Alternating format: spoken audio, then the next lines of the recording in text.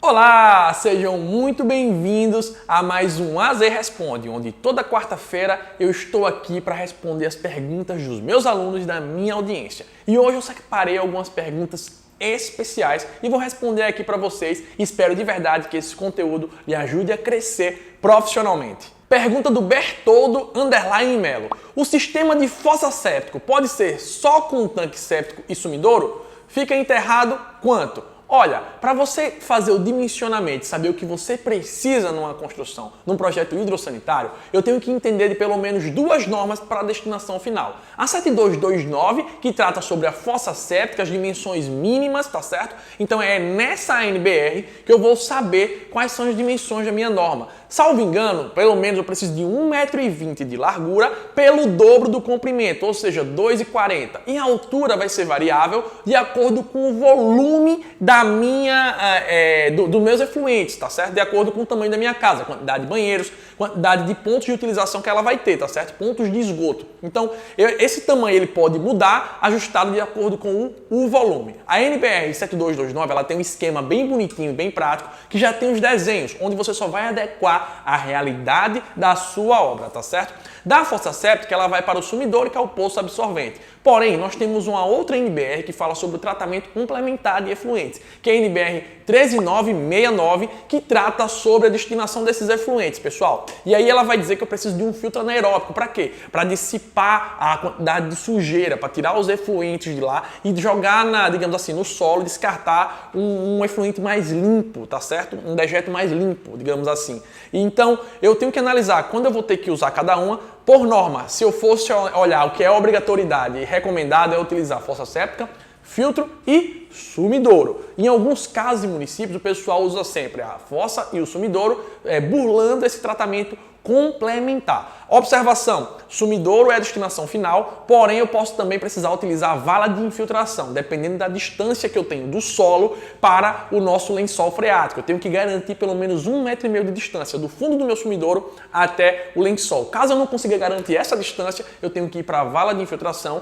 que aí ela vai dispor de forma horizontal e não vertical, como o sumidouro. Espero ter entendido, tá certo? Felipe, não tem uma fórmula pronta? Não. A fórmula pronta é pegar a NBR e descobrir quais são a quantidade de unidades, a quantidade de efluente que você está jogando na fossa para poder dimensionar os volumes e o dimensionamento desses elementos. Tudo bem? Espero ter respondido a sua pergunta. Felipe, mas eu tenho dúvida, eu não sei como dimensionar, me ajuda. Se você for no meu YouTube e procurar lá, teste de infiltração do solo, eu tenho uma aula explicando na prática a fossa, o sumidouro e fazendo todo o dimensionamento com uma das planilhas que eu desenvolvi. Então, se você não viu esse vídeo ainda, você está perdendo um baita de um conteúdo. Tranquilo? Vamos lá para a próxima pergunta. Leite Gabriel, você faz o contrapiso antes de bater a laje? Depende, o que é que eu considerei no meu planejamento? Como é que estão as etapas da minha obra? Sempre que possível, é interessante você fazer a laje primeiro, eu faço o escoramento e bato a laje antes de fazer o contrapiso. Por quê? Porque eu não corro o risco de danificar, de afofar, de danificar aquele contrapiso ali. Só que de repente na minha obra eu estou sem serviço para fazer, o que é que a gente faz? A gente faz o contrapiso e depois faz o reparo. Não existe uma regra, tá? Cada pessoa pode trabalhar de uma forma diferente. Eu já trabalhei das duas. Depende do quê? Da necessidade daquela obra, do que foi planejado para ela. Não tinha montante de serviço para fazer por fora. Então fazemos o contrapiso logo antes de fazer a laje. Porque eu preciso escorar a laje no contrapiso ou preciso escorar a laje no solo. É bem relativo. Eu já vi fazer apoiado no contrapiso, que melhora a questão do nivelamento, você tem menos trabalho com escora, mas já vi fazer também direto no solo e não há problema nenhum. É só você ter os ajustes corretos na hora de fazer esse serviço, tudo bem? Espero ter respondido a sua pergunta. Olha só que pergunta interessante do engenheiro João Vitor Gomes. Caso a fiscalização venha visitar a minha obra, que visita desejável, quais documentos necessito apresentar para eles? Antes de mais nada, eu tenho que entender qual tipo de fiscalização. Nós temos aí fiscalização do órgão municipal, que é da Secretaria de Planejamento, dando um exemplo aqui. Você tem aí fiscalização do CREA, caso bata na sua porta, e ainda tem a fiscalização do Ministério de Trabalho e Emprego, e cada um deles pode pedir documentações diferentes. Geralmente, se chegar no município, alguém do município ir visitar a tua obra, ele vai pedir o alvará de construção construção, tá certo? Nesse alvará, talvez ele peça a cópia da RT e a placazinha da obra. É isso que o pessoal da prefeitura pede. Se vier o fiscal do CREA, ele pode pedir os projetos, ele pode pedir a placa do CREA, se você tem lá a placa com um profissional identificado, se você tem a RT daquela obra, e eles dão um prazo de 10 dias para você levar e apresentar essa documentação.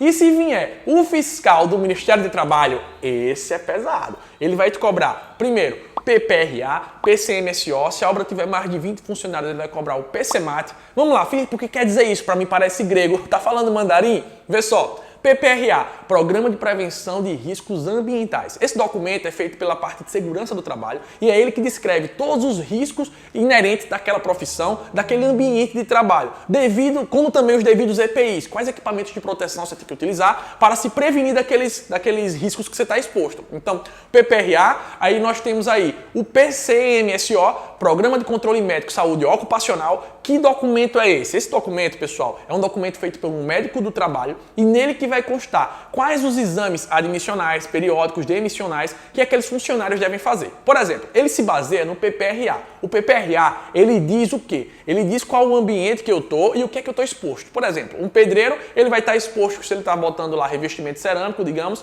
a poeira. Então, ele tem que usar o EPI, que é a máscara, tá certo? Então, o que diz isso é no PPRA. No PCMSO, ele vai dizer, olha, se o pedreiro está exposto à poeira, a aerodispersóides, então pode prejudicar o pulmão. Qual o exame que eu vou pedir quando o cara for entrar na empresa? Uma aspirometria, para saber como é que está o pulmão daquele pedreiro. E aí, a cada 6 meses ou a cada 1 ano, do que tiver prescrito no documento, você vai fazer um exame de rotina, um exame periódico para saber se você se prejudicou dentro da empresa, se você adquiriu alguma doença ocupacional. E no final, quando esse seu colaborador vai embora, tem que fazer o exame demissional para saber se ele saiu tudo ok. Imagina só, você demitiu o cara saiu bonzinho, você não fez esse exame demissional e aí 1 ano depois esse cara entra na justiça dizendo que pegou uma doença por sua culpa. Tu não tem nenhum registro, tu não tem nenhuma prova e vai ter que pagar aí o INSS desse cara para ele ficar em casa. Olha, é coisa séria. Então, PCMSO é muito importante. O PCMAT, ele contempla tudo que tem o PPRA, tá certo? Só que ele é um documento exclusivo da Constituição Civil. E ele não é só de caráter de segurança do trabalho. Ele tem um caráter também administrativo, dizendo o pico máximo de funcionários, a data de término, o layout, os equipamentos de proteção coletiva, o que é que vai ter na bandeja, quais são os guarda-corpos. Então esse documento é para o pessoal do Ministério do Trabalho. Além dos documentos práticos que ele vai pedir, registro do funcionário, a gente chama de dossiê, que é a documentação com contrato, com carteira assinada, enfim, diversos outros documentos que o Ministério do Trabalho chega e pega. E aí você tem que ter cuidado, que se ele te der uma canetada, é auto de infração, e auto de infração custa caro. A gente levou no Eric Ferraz 63 mil, salvo engano, de auto, ou 67 mil de autos de infração, ou seja, de multa. Graças a Deus que era uma obra de 28 milhões, você tinha como diluir essas multas. Imagina levar essa mesma multa numa obra de 150 mil. Como é que você vai terminar a obra? Deu para sacar aí? Então fica atento, fica ligado nessas documentações, porque isso pode decidir se você vai ter prejuízo ou se você vai quebrar a sua empresa. Vitor Marques, o workshop vai ter certificado? Não, não vai ter certificado. Nesse workshop, nosso público é quem quer ganhar dinheiro, quem quer entrar no mercado, quem quer crescer. E o melhor reconhecimento é terminar esse workshop já pegando seus primeiros serviços. Certificado estava trazendo muita gente desinteressada, gente que só queria horas. E eu não quero essa galera, eu não quero números, não quero quantidade de pessoas assistindo o workshop. Eu quero quantidade de pessoas que assistiram o workshop, pegaram o serviço, ganharam dinheiro e transformaram de vida, assim como aconteceu comigo e diversos outros profissionais. Centenas, por que não dizer milhares de profissionais que já participaram e hoje têm resultados devido ao workshop. Esse workshop, ele é uma verdadeira transformação de carreira. Então, se você quer aprender a como pegar serviço, como ganhar cliente, como ganhar dinheiro, como pegar suas primeiras obras, como diminuir o custo e aumentar a sua lucratividade, aí você está no lugar correto. Se você quer certificado, eu até brinquei, já fiz uma postagem, vai no site da FGV e tem um monte de curso gratuito que gera certificado, que gera horas. E nada de errado com isso, também são muito bons. Mas esse aqui é voltado para o mercado, é voltado para a oportunidade, é voltado para ganhar dinheiro com engenharia, e tá certo? E fazer a engenharia botar o pão na sua mesa. Adams.Junior7, ele perguntou o seguinte: algum cliente seu já te questionou sobre seus métodos através do seu Instagram?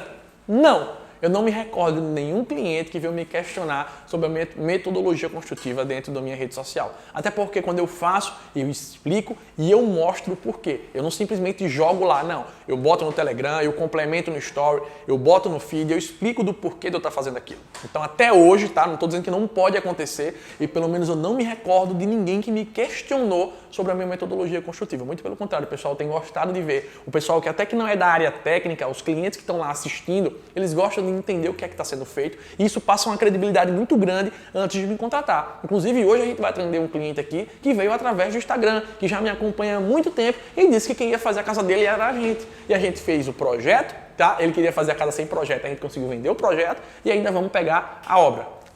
Viana Emily perguntou o seguinte: como fazer para aprender sobre estruturas?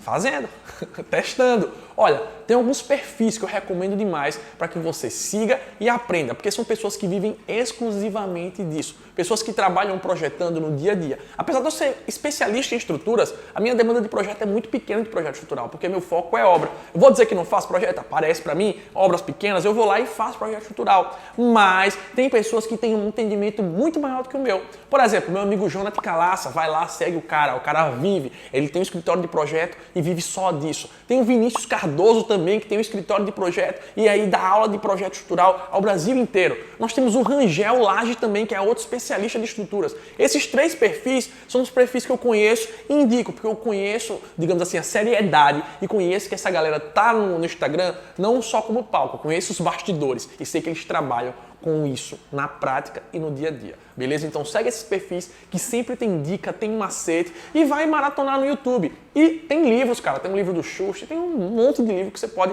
aprender. Pega um pouquinho de teoria e vai para a prática, pega um pouquinho de teoria, vai olhar os vídeos dos meninos e você com certeza vai aprender estrutura melhor do que muita pós-graduação, melhor do que muita gente aí. Engenharia de projeto. Construir casas para vender pela Caixa Econômica Federal. Em que momento paga as taxas e qual o valor delas? Olha, isso é variável, tá? Por exemplo, a taxa de alvará você faz logo no começo para poder começar a obra, tá certo? Então, a taxa varia de acordo com a alíquota do município, o tamanho do lote, enfim, essa é a taxa que a gente paga inicialmente. As outras taxas é somente depois, que é o quê? É o cartório, a averbação, a taxa do habite. Isso aí é no final da obra e é variado de acordo com cada comarca, digamos assim, com cada município. O habite você paga na prefeitura, o ITBI você também paga na prefeitura de acordo com o valor do imóvel, com o valor de tudo. E as taxas da Caixa Econômica, quem paga, você vai acordar com o seu cliente se vai ser pelo cliente ou se é você, construtor, que vai pagar. Aí você tem que ir no cartório, você vai pagar um valor variável de acordo com o tamanho da casa e o metro quadrado construído. Por exemplo, agora eu paguei em torno de R$ 1.600 na última casa. Lá em Marechal, que é um município totalmente diferente, era basicamente o mesmo tamanho de lote, mesmo tamanho de edificação, lá foi R$ 2.600. Então tem essa variação. Só que o que é importante dizer para você, as taxas eu só pago no final do processo. Quando eu tiver para fazer tudo no cartório, quando eu tiver para fazer junto com a Caixa Econômica, pagar a engenharia, que é R$ 750, para a engenharia ir lá fazer a visita e avaliar meu imóvel. Então todas as taxas são pagas no final, mas isso aí é variado. A taxa da Caixa, pelo que eu sei, é fixa, aqui é 750, não sei aí no seu estado se tem alguma variação, tá? Eu acredito que seja nacional, mas as taxas do cartório elas podem variar, tá bom? Então varia muito do valor do imóvel, do tamanho, da quantidade de metro quadrado construído. Por exemplo, lá em Atalaia a conta base é R$ 1.195 um metro quadrado, entendeu? Então é um percentual em cima desse valor, em cima da quantidade de metros que aquela casa tem, tudo bem? Agora o importante é a pergunta que você queria saber. No final do processo é que você vai se preocupar em pagar. Diferente da aquisição de terreno e construção, onde eu tenho que pagar mensalmente, já vem descontada aí a medição do engenheiro que vai lá fazer o processo, que vai lá na obra, onde a gente tem que começar a pagar um seguro, onde você tem que pagar algumas documentações antecipadas no cartório, tá certo? Pagar algumas taxas antes, desse processo de construir para vender, eu só pago essas taxas no final, tudo bem? Engenheiro Bernardo Rabelo. Como percebo que o empreiteiro está me enrolando? Quando ele não está seguindo o meu planejamento. Eu não contrato o cara de forma aleatória e boto ele para fazer a obra para ele dizer como ele vai fazer. Eu que digo como é que ele tem que fazer a obra. Então, se eu começo a fazer minha linha de balanço, se eu começo a colocar no papel o que é que ele tinha que produzir durante a semana e ele não está produzindo, troca, velho. É que nem sapato, não está servindo, bota em outro canto, contrata outra pessoa. Óbvio que ele pode ter N motivos, que pode ser culpa de falta de material, e você tem que analisar por um todo. Pô, aconteceu uma chuva que não estava esperada naquele determinado mês. O cara não tem culpa, então eu tenho que saber dosar, eu tenho que saber ter o olhar clínico. Agora, óbvio, é cobrar do cara para ele sempre entregar mais do que prometeu, sempre superar as expectativas. Se você percebeu que está macetoso, que dava para fazer mais, começa a cobrar, começa a incentivar. Primeiro você usa técnicas de gestão para aumentar a produtividade. Se chegou no máximo dele e ele não está atendendo a sua expectativa, ao que você tinha planejado, aí a gente tem que trocar de equipe, tem que aumentar a equipe, enfim. Quando a gente percebe que o cara realmente está macetando, que não quer dar conta, a gente troca, bota para fora. É melhor parar a obra uma semana procurando outro empreiteiro, procurando outra mão de obra, do que estar continuando com alguém pagando sem produzir, tá? Então é a coisa mais certa do mundo. Não cumpriu? Para fora. Engenheira Vitória. Quando você fala sobre fazer obras para a caixa sem dinheiro, no caso o cliente que irá bancar, sim, vamos lá. Quando eu falo que dá para você começar sem dinheiro, eu tenho que primeiro explicar que existem duas modalidades muito comuns e as que eu atuo. A primeira é aquisição de terreno e construção e a segunda é construção de imóvel novo, aquisição de imóvel novo. Essa aquisição de imóvel novo é quando eu, Felipe, construtor, pego meu dinheiro, compro um terreno, construo um imóvel e coloco à venda. O meu cliente que está procurando um imóvel novo, ele vai lá e compra o meu imóvel financiado pela Caixa. Nessa modalidade, eu como construtor, eu tenho que desembolsar e fazer a obra para poder vender. É como se o cara fosse no mercado e dissesse, eu quero uma casa. Ele procura o construtor e compra a casa já pronta. Já na segunda modalidade, onde eu estou trabalhando com aquisição de terreno e construção, a construção financiada, o que é que acontece?